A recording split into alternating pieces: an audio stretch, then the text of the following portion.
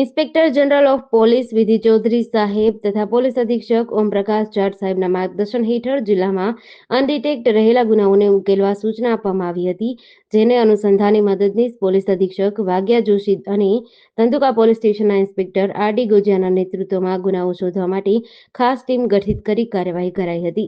ગત 12 માર્ચ 2025ની રાત્રે ગલસાણા અને છસિયાણા ગામના સ્થાનિક રહીશોએ શંકાસ્પદ હાલતમાં 3 ઇસમોને પકડીને પોલીસને જાણ કરી હતી. પોલીસની ટીમે તાત્કાલિક પહોંચી આરોપીઓને કબજો લઈ ઊંડાણપૂર્વક પૂછપરછ કરી હતી. ટેકનિકલ એનાલિસિસ અને ખાનગી હકીકતના આધારે તપાસ કરવામાં આવતા તેઓ કપાસ ચોરીના અનેક ગુનાઓ કર્યાનું ખુલ્યું છે. આરોપીઓએ ધંધુકા પોલીસ સ્ટેશન વિસ્તારના વિવિધ ગામમાં આવેલ ખેતરોમાંથી ખેડૂતોના સંગ્રહિત કપાસની ગાંસડી ચોરી કર્યાની કબૂલાત કરી હતી. તેમની પાસેથી ચોરી કરાયેલ કપાસ રિકવર કરવામાં આવ્યો છે. પોલીસે પકડેલા આરોપીઓમાં રાજુભાઈ એવાલભાઈ સોલંકી, ગજરાજ ગીધાભાઈ મકવાણા, ભૈલાલ ઉર્ફે કનુ બળવંત ચૌહાણનો સમાવેશ થાય છે. જેડીસી ન્યૂઝ સાથે સી.કે. બારડ, ધંધુકા.